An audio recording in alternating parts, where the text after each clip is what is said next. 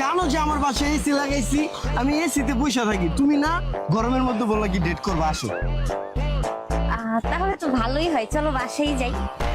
হ্যাঁ ভালো হয়, তুমি তোমার বাসায় যাও, আমি আমার বাসায় যে এসির বাতাস খাই।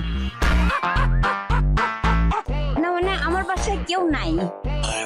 তোমার বাসায় খালি যান? চলো তাহলে আমরা তোমার বাসায় যাই।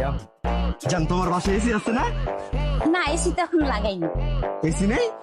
আমি যদি আগে জানতাম যে তোমার বাসায় এসি নেই, তোমার মতো মেয়ের লগে তো আমি প্রেমই করতাম না। এই গরমে এসি নাই, এরকম বাসায় আমি তো জিন্দগি তো যাব না। ব্রেকআপ তোমার লাগে, যাও যাও একা যাও তোমার বাসায় যাও। বাবা আমি এসি ছাড়া চলাচল করি না। ওই তাহলে থাক তোরা, আমি বাসায় যাই। এই বেটা বাসে যাবি কা মানে? আরে বাসায় নতুন এসি লাগাইছি না, বুঝছস তাই? বাসায় যে এসির বাতাস খাই, খামাখা গরমের ভিতরে রোদের ভিতরে কি করব? থাক চল সোহেল ভাই যা এসির হাওয়াটা খাই গা। সোহেল এসি লাগাইছে। তুই তো ভালো কথা কইছিস, তোর বাসায় নেই আছে। হ্যাঁ চল চল আর বাসায় যাই। ও বাবা রে,